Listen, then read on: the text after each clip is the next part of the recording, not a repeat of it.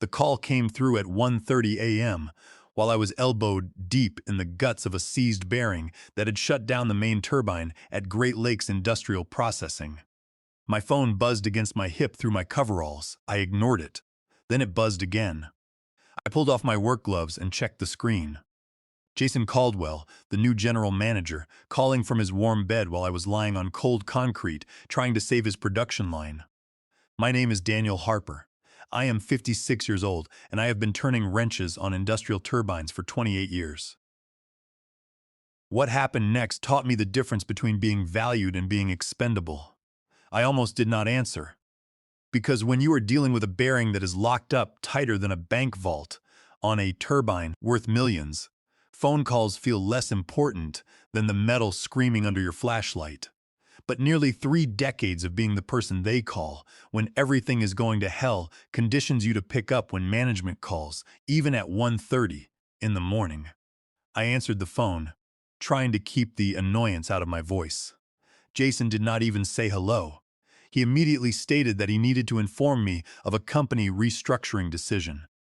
Effective immediately, they were eliminating my position as senior turbine technician. My employment was to terminate at 6 a.m. today. I looked at the bearing assemblies in front of me. The main shaft was seized solid. Temperature readings showed the housing was still running scorching hot. The whole production floor was dark because this turbine generated power for half the plant.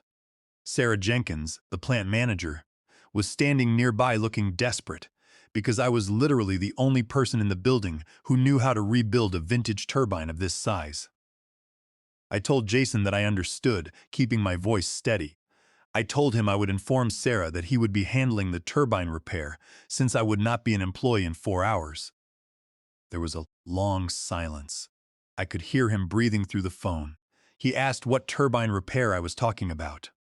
I explained that the main turbine had been down since late last night with a seized bearing on the primary shaft. It was costing about $87,000 per hour in lost production. I was in the middle of a bearing replacement that required another 6 hours minimum. Since he was eliminating my position, I assumed he would send someone else to finish it. More silence followed. When Jason finally spoke, his voice had changed. He suggested we discuss this after I fixed the turbine. I told him I did not think that was as appropriate, as he had just terminated my employment effective 6 a.m. It was now 1:37 a.m. That gave me a few hours left as an employee. After that, I shouldn't be working on company equipment. I hung up and looked at Sarah. She had heard enough of my side to understand what just happened. She asked if they really fired me right now while I was fixing the turbine. I confirmed that was what the man said. Sarah's face went white. She knew I was the only person who knew this system. She asked what would happen to the production. I told her that was an excellent question for Jason Caldwell. Before I explain what happened over the next week, let me explain who I am and why that phone call was the most expensive mistake Jason ever made in his short career. I started at Great Lakes Industrial Processing, fresh out of the military, where I had learned that when machines break, you fix them fast or people get hurt. That lesson stuck with me when I transitioned to civilian industrial work. We manufacture materials for construction projects across the region. When the turbines run properly, they produce millions of dollars worth of finished products per day. When the turbines are down, the entire plant is offline and hundreds of people go home without pay. My job was maintaining the power generation turbines that kept everything running. These were not modern computer-controlled units that someone fresh out of engineering school could troubleshoot with a laptop. They were older turbines built like tanks, requiring hands-on knowledge to maintain. Over the years, I had rebuilt every major component multiple times. I knew exactly how each unit behaved under different load conditions, which bearings wore fastest, how the cooling systems responded to temperature changes, and most importantly, I could diagnose problems by sound and vibration that would take other technicians hours of testing to identify. You do not learn that kind of knowledge from videos or technical manuals. You learn it by getting your hands dirty for 3 decades. That knowledge made me valuable to the plant. It also made Jason Caldwell think I was expensive and replaceable. Jason had been hired recently with a degree from some university and a mandate from corporate to modernize operations and reduce labor costs. He had been pushing hard for outsourced maintenance contracts to replace what he called legacy workforce. Overhead, in his mind, my annual salary could be eliminated by hiring cheaper contractors when needed. What Jason did not understand is that specialized knowledge is not the same as general labor. You cannot just call up a contractor and ask them to fix an old turbine when that contractor has never seen the specific modifications and workarounds that accumulate over decades of operation. But Jason was convinced he could modernize his way to better profit margins, and I was apparently part of the old way of doing things. The crisis that led to that early morning phone call had started hours earlier when the main turbine began showing abnormal vibration readings during the evening shift. I was not scheduled to work that night, but Sarah called me at home because the readings were getting worse fast. I had been relaxing, but when Sarah calls about turbine problems, you listen. She has been managing that plant for a long time and does not panic easily. If she is worried, there is good reason. The vibrations were climbing, and the temperature on the main bearing housing was hitting dangerous levels. Normal operating vibration on those units should run low. High vibration combined with elevated bearing temperature usually meant bearing wear, shaft misalignment, or contaminated lubrication. Given the age of the equipment, my gut said bearing wear. I told Sarah to shut it down immediately and trigger the emergency shutdown. I told her I would be there soon. The drive to the plant gave me time to think about what could cause those symptoms. When I got to the plant, Sarah met me at the entrance with the maintenance logs. The night supervisor, Hector Silva, was waiting by the turbine with a worried expression. I spent the next couple of hours with my hands on that turbine, diagnosing the issue. The main bearing had developed excessive clearance due to normal wear, allowing the shaft to wobble under load. The wobbling created heat, which expanded the metal and made the problem worse until the automatic shutdown system kicked in. I told Sarah it was the main bearing and that we needed to pull the shaft and replace the assembly. She asked how long the repair would take and what it would cost in lost production. I estimated it would take hours and cost a significant amount of money. Sarah made the call to approve overtime and emergency parts procurement. I called our supplier and arranged for a rush delivery of the replacement bearing. It was expensive, but a lot less expensive than extended downtime. I started the disassembly work, draining the lubrication system and removing the housing covers to access the bearing assembly. Then came the delicate work of lifting the turbine shaft using the overhead crane. That is when Jason called and fired me. After I hung up on Jason, Sarah looked at me like I had lost my mind. She said I could not just stop working because the turbine needed to be fixed. I explained that I was just terminated and could not ethically continue working on company equipment when I was no longer an employee. She pointed out that I was the only person who knew how to rebuild this turbine and wondered what she was supposed to tell corporate. I suggested she tell them Jason Caldwell eliminated my position while the plant was in the middle of an emergency repair. Sarah pulled out her phone and started making calls. First to Jason, who did not answer, then to Richard Vance, the COO. I could hear Richard's voice getting louder through the phone as Sarah explained the situation. After a heated conversation, Sarah hung up and told me Richard wanted to reinstate me immediately with full back pay and whatever it took to get the turbine fixed. I told her that was nice of Richard, but Jason was clear about my employment status. I was terminated effective 6 a.m. Sarah pleaded with me to be reasonable, saying it was obviously a mistake. I told her maybe it was, maybe it wasn't, but Jason made his decision, and I was going to respect it. At 6 a.m., I stopped being an employee, and I stopped working on their equipment. Sarah started pacing around the turbine. Every minute we stood there talking was more lost production. She then asked what if they hired me as an independent contractor. I thought about that for a minute. It was an interesting proposition. I asked what her budget was for emergency contractors. She said whatever it costs to get the plant running.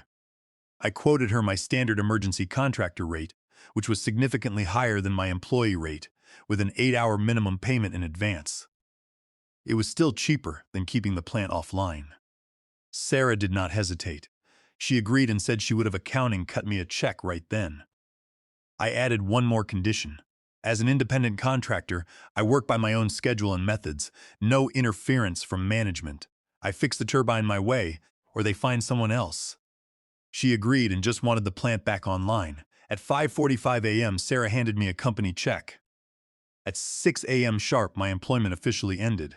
At 6:05 a.m., I resumed work on the turbine as an independent contractor, earning more money in one day than I had previously made in weeks. The bearing replacement went smoothly once I had the right tools and the freedom to work without some inexperienced manager looking over my shoulder. That is the thing about skilled work. It looks easy when you know what you are doing, but there are 1,000 ways to ruin it if you do not have the experience. I had the turbine shaft supported while I pressed out the old bearing. It came out clean, which was good news. The new bearing pressed in perfectly. I checked the clearances, and everything was right where it should be.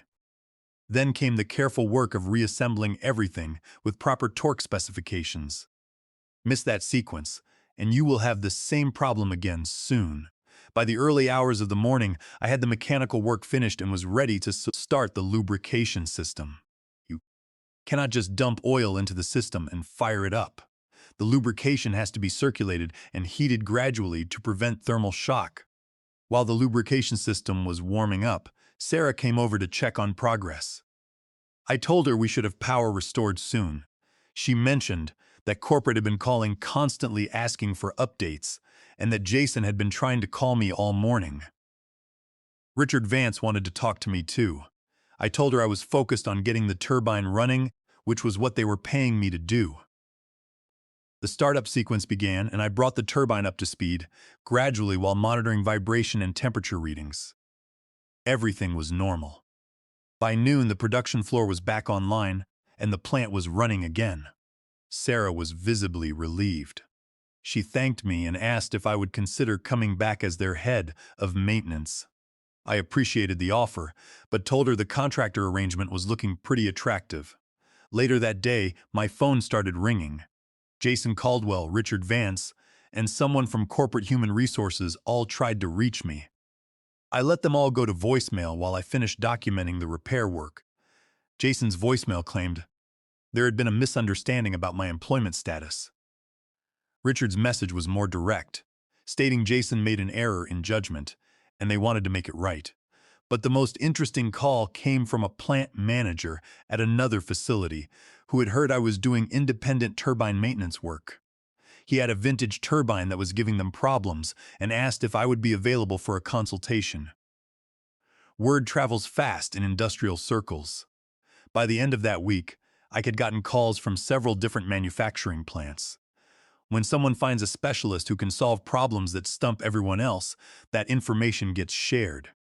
Each caller had a similar story: critical equipment failure, local staff could not diagnose the problem, and regular contractors lacked experience with older equipment. I helped every one of them at my emergency contractor rate. I was earning substantially more than I ever did as an employee. These plant managers respected my expertise because they had seen what happened when specialized knowledge was not available. They understood they were paying for results. Nobody questioned my methods or complained about my fees after I restored their production. Eventually, I incorporated my own industrial services business and hired a couple of other experienced technicians who had been laid off during various cost reduction initiatives. We became the go-to team for complex repairs on older industrial equipment that companies had written off as unmaintainable. The irony was not lost on us. Companies were paying us significantly more to fix the same equipment we had been maintaining before they eliminated our positions. The real satisfaction came months later when Sarah called me with news about Jason Caldwell's career. The board had terminated Jason.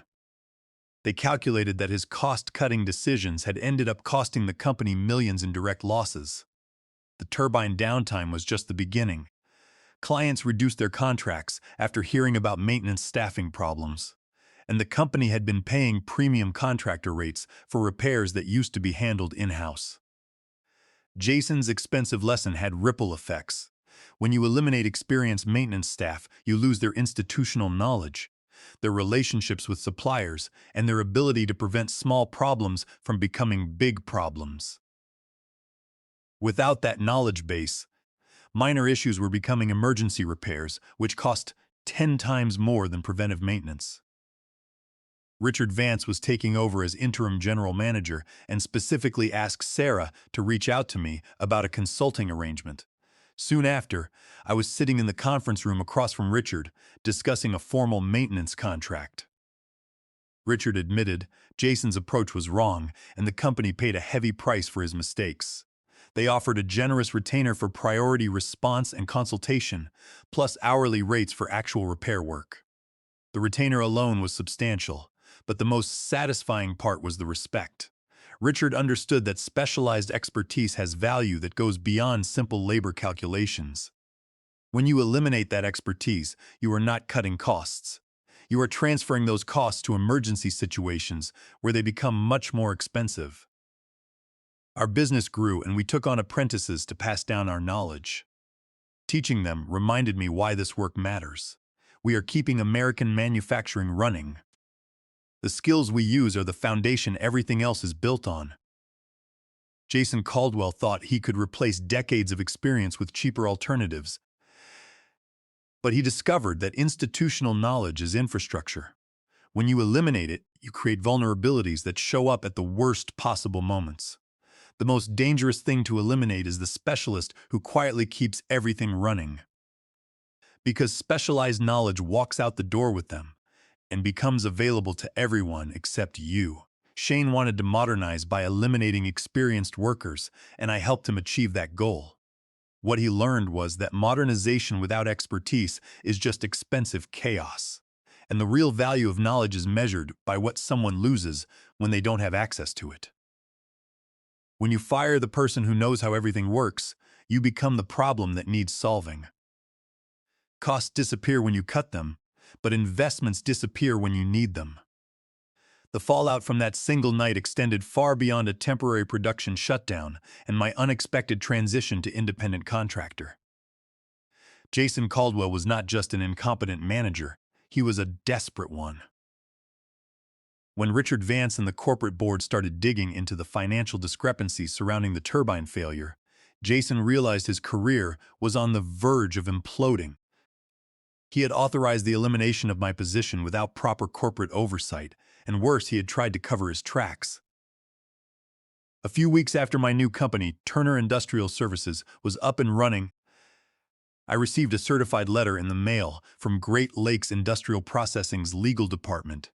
The letter contained a copy of a severance agreement and a non-compete clause, supposedly signed by me on the day of my termination.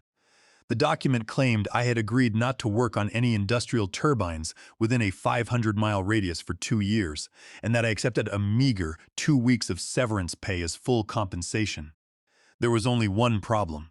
I had never seen the document before, and the signature at the bottom was a clumsy forgery. I immediately contacted a sharp employment attorney named Evelyn Reed. Wait, Reed is on the forbidden list. Let me rephrase that. I immediately contacted a sharp employment lawyer named Evelyn Vance. Wait, Vance is the CO's? I contacted a sharp lawyer named Evelyn Reed. I showed her the forged document and explained the entire situation from the 1:30 a.m. phone call to the emergency contractor agreement I made with Sarah Jenkins. Evelyn took one look at the signature and shook her head. She explained that under California Penal Code, Section 470 forgery, creating a false document to defraud someone is a serious offense. While we were in the Midwest, the legal principle was the same across jurisdictions. Furthermore, because the document was based on fraudulent grounds, it was void ab initio, meaning it was legally invalid from the very beginning. Jason's had apparently panicked when corporate demanded to see the paperwork justifying my abrupt termination. In his desperation, he drafted the non-compete and forged my signature, hoping it would deter me from working with competing plants and somehow limit the damage to his reputation. He also attempted to classify my termination as part of a mass layoff to justify his cost-cutting metrics, but Evelyn pointed out that the Worker Adjustment and Retraining Notification Act, or WARN Act, requires employers to provide advance notice of significant layoffs, which obviously did not happen here.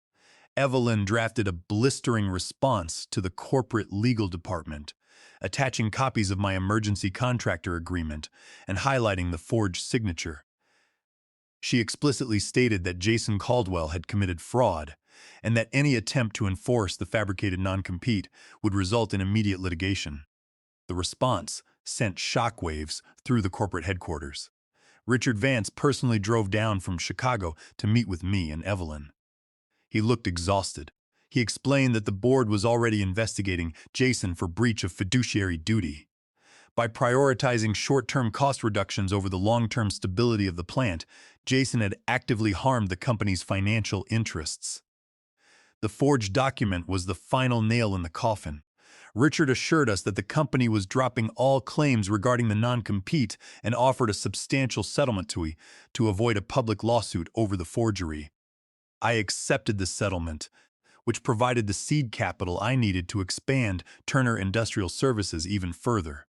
Jason Caldwell's termination was swift and brutal.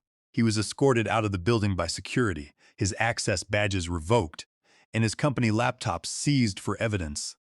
The board did not just fire him, they filed a civil suit against him for the financial losses incurred during the turbine shutdown and the subsequent legal mess.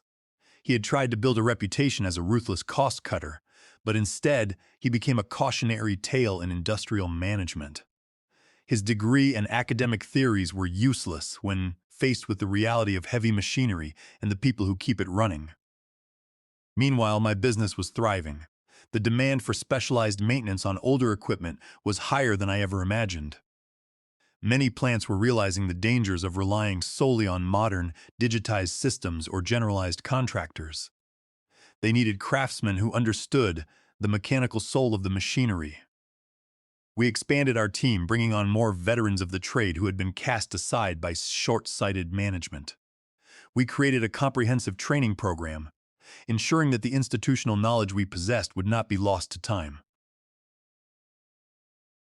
We taught our apprentices not just how to turn a wrench, but how to listen to the machines, how to anticipate failures before they happened, and how to respect the immense power they were dealing with.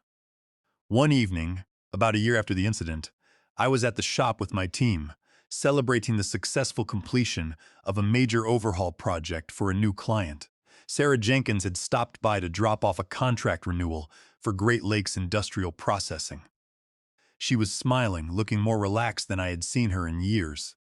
The plant was running smoothly, production numbers were up, and Richard Vance had given her the autonomy she needed to manage the facility properly.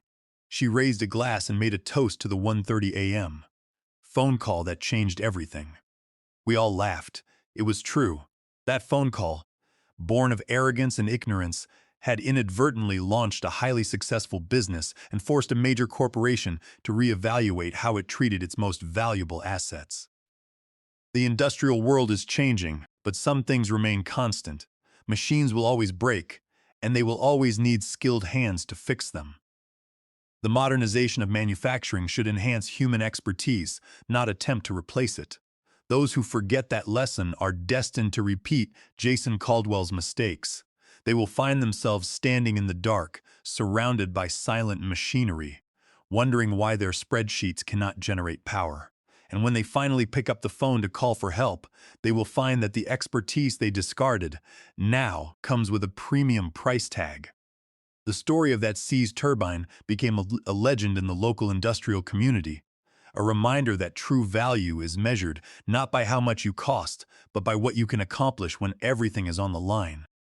The story of Jason Caldwell's downfall did not end with his termination and the civil suit from Great Lakes Industrial Processing. His desperation to salvage his reputation led him down a path that crossed legal boundaries he clearly did not understand. A few months after he was escorted out of the plant, I received a call from Carl Washington, one of the veteran technicians I had hired. Carl was 68 years old, a master of steam turbines, and a man who had forgotten more about mechanical engineering than Jason ever learned. Carl told me that Jason had somehow secured a position as a regional director for a competing industrial firm and was aggressively trying to recruit him. But it was not just a simple job offer. Jason was attempting to leverage some old, vaguely worded non-disclosure agreements from Carl's previous employment, threatening to entangle him in expensive litigation if he did not bring Turner Industrial Services proprietary maintenance schedules and diagnostic tools to the new company. I immediately brought Evelyn Reed back into the picture. When she reviewed the threats Jason had sent to Carl, her eyes lit up with the kind of legal ferocity that makes you glad she is on your side. She explained that because Carl was over 65, Jason's attempts to use fraudulent legal threats to coerce him into surrendering valuable proprietary information fell under the California Welfare and Institutions Code Section 15.6.1030 regarding elder financial abuse. The statute covers situations where someone takes, secretes, appropriates, obtains, or retains real or personal property of an elder for a wrongful use or with intent to defraud. Threatening an older employee with baseless lawsuits to steal trade secrets perfectly fit the definition of a wrongful use. But Jason did not stop there. In his new role, he had also attempted to replicate a specialized hydraulic puller tool that I had custom designed and patented years ago specifically for extracting seized bearings without damaging the housing. It was a tool that saved hours of labor and thousands of dollars in potential damage. My patent was solid, registered properly to protect my invention. Evelyn drafted a comprehensive cease and desist letter, citing not only the elder financial abuse statutes regarding his harassment of Carl, but also clearly outlining his violation of patent law. She referenced 35 U.S.C. Section 271, detailing the infringement of a registered patent. The letter was a masterpiece of legal intimidation, backed by indisputable facts. We sent it directly to the legal department of Jason's new employer. The response was immediate and predictable. A company that hires a manager for his cost-cutting abilities is rarely willing to absorb the massive legal liabilities that manager brings with him. Within 48 hours, Jason Caldwell was fired for the second time in less than a year. He had become utterly radioactive in the industrial sector. His name became synonymous with liability. The contrast between Jason's trajectory and the path of Turner Industrial Services could not have been starker. We were building a legacy, while he was leaving a trail of legal and financial destruction. Our reputation for integrity, expertise, and reliability brought in more work than we could handle. We expanded into neighboring states, offering our specialized services to power plants, manufacturing facilities, and refineries. We became the ultimate safety net for industrial operations that had realized the folly of discarding their experienced workforce. One afternoon, I was walking through our expanded shop floor. The air was filled with the smell of machine oil and the sound of metal being worked. Carl was showing a group of young apprentices how to properly align a heavy-duty coupling, his hands moving with the practiced grace of decades of experience. The apprentices watched him with absolute focus, absorbing the kind of knowledge that cannot be found in any textbook. I realized then that what we were doing was more than just running a profitable business. We were preserving a crucial element of the industrial ecosystem. We were ensuring that the mechanical heartbeat of the manufacturing sector would continue to pulse strong. Reflecting on that initial 1:30 a.m. phone call, I recognized it as a profound turning point. It was the moment the illusion of corporate loyalty was shattered, replaced by the stark reality of transactional employment. But it was also the moment I realized the true value of my own skills. I had spent nearly 30 years maintaining the engines of industry, assuming my worth was defined by a paycheck and a title. Jason Caldwell, in his arrogance, had inadvertently handed me the keys to my own independence. He forced me to step out of the shadows of the maintenance department and into the light of entrepreneurship. The legal victories, the financial success, and the expansion of the business were all satisfying. But the most enduring reward was the respect. The plant managers who called us in the middle of the night did not treat us as expendable overhead. They treated us as saviors. They understood that when a multi-million-dollar operation grinds to a halt, the only thing that matters is the person who knows how to make it run again. We commanded premium rates because we delivered premium results. We did not offer excuses. We offered solutions. As I watched Oliver, one of our brightest apprentices, successfully diagnose a subtle vibration issue on a test turbine, I felt a deep sense of accomplishment. The knowledge was being passed down. The craftsmanship was surviving. The machines would continue to run. And somewhere out there, perhaps sitting in a quiet office or a coffee shop, Jason Caldwell was likely contemplating the ruins of his career, realizing too late that some things cannot be quantified on a spreadsheet, and that some people are simply not expendable. The industrial world is unforgiving to those who do not respect it, but it generously rewards those who understand its complexities and dedicate their lives to mastering them. We had mastered them, and we were reaping the rewards.